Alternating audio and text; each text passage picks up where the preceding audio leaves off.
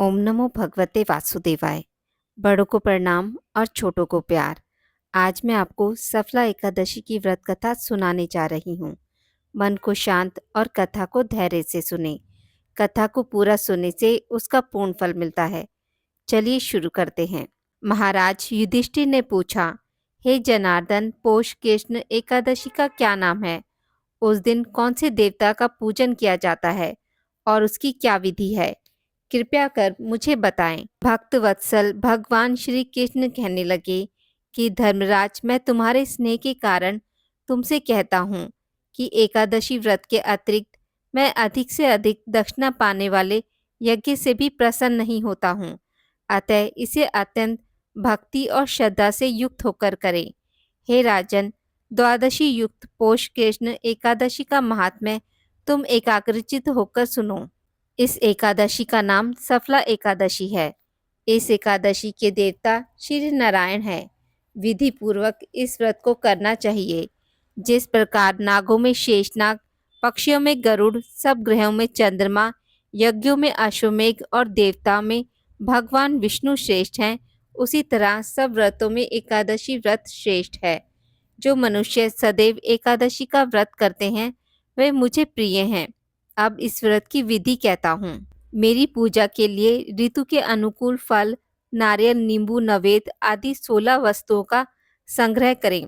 इस सामग्री से मेरी पूजा करने के बाद रात्रि जागरण करें। इस एकादशी के व्रत के समान यज्ञ, तीर्थ, दान, तप तथा कोई दूसरा व्रत नहीं है। 5000 वर्ष तक तप करने से जो फल मिलता है उससे भी अधिक सफला एकादशी का व्रत करने से मिलता है।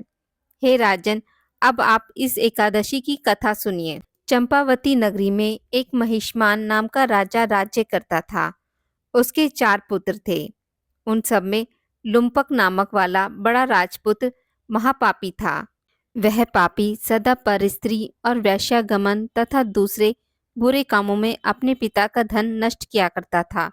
सदैव ही देवता, ब्राह्मण, वैष्णवों की निंदा किया करता था। जब राजा को अपने बड़े पुत्र के ऐसे कुकर्मों का पता चला तो उन्होंने उसे अपने राज्य से निकाल दिया। तब वह विचारने लगा कि कहाँ जाऊं, क्या करूं। अंत में उसने चोरी करने का निश्चय किया। दिन में वह वन में रहता और रात्रि को अपने पिता की नगरी में चोरी करता तथा प्रजा को तंग करने और उन्हें मारने का कुकर्म करता। कुछ समय पश्चात सारी नगरी भयभीत हो गई। वह वन में रहकर पशु आदि को मारकर खाने लगा।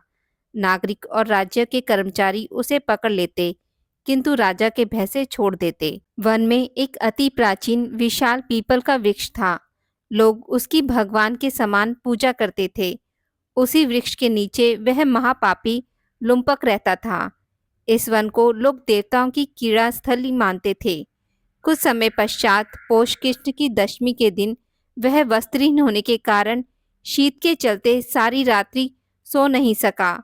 उसके हाथ पैर अकड़ गए। सूर्योदय होते होते वह मूर्छित हो गया। दूसरे दिन एकादशी को मध्याह्न के समय सूर्य की गर्मी पाकर उसकी मूर्छा दूर हुई। गिरता पड़ता वह भोजन की तलाश में निकला।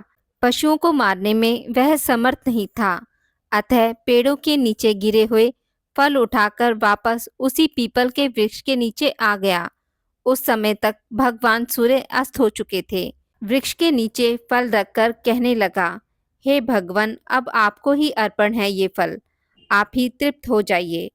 उस रात्रि को दुख के कारण रात्रि को भी नींद नहीं आई। उसके इस उपवास और जागरण से भगवान अत्यंत प्रसन्न हो गए और उसके सारे पाप नष्ट हो गए।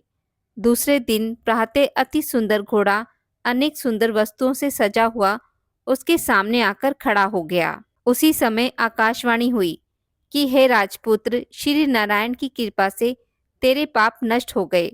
अब तू अपने पिता के पास जाकर राज्य प्राप्त कर। ऐसी वाणी सुनकर वह अत्यंत प्रसन्न हुआ और दिव्य वस्त्र धारण करके भगवान आपकी जय हो कहकर अपने पिता के पास गया। उसके पिता ने प्रसन्न होकर उसे समस्त राज्य का भार सौंप दिया और वन का रास्ता लिया। अब लुम्बक शास्त्र अनुसार राज्य करने लगा। उसके स्त्री, पुत्र आदि सारा कुटुंब भगवान नारायण का परम भक्त हो गया। वृद्ध होने पर वह भी अपने पुत्र को राज्यभार सौंपकर वन में तपस्या करने चला गया और अंत समय में वैकुंठ को प्राप्त हुआ। अतः जो मनुष्य इस परम पवित्र सफला एकादशी का व्रत करता है उसे अंत में मुक्ति मिलती है। जो नहीं करते वे पूंछ और सींगों से रहित पशुओं के समान हैं। इस सफला एकादशी के महात्म्य को पढ़ने से अथवा श्रवण करने से मनुष्य को अश्वमेध यज्ञ का फल मिलता है। तो प्रेम से बोलिए श्री हरि विष्णु भगवान की जय। आज की इस वीडियो में बस इतना ही। मित्रों, अगर आपको मेरी वीडियोस पसंद आती हैं तो इसे लाइक और शेयर ज़रूर करें और पूजा पाठ से जुड़ी जानकारी के लिए मेरे चैनल को सब्सक्राइब करना ना भूलें। धन्यवाद।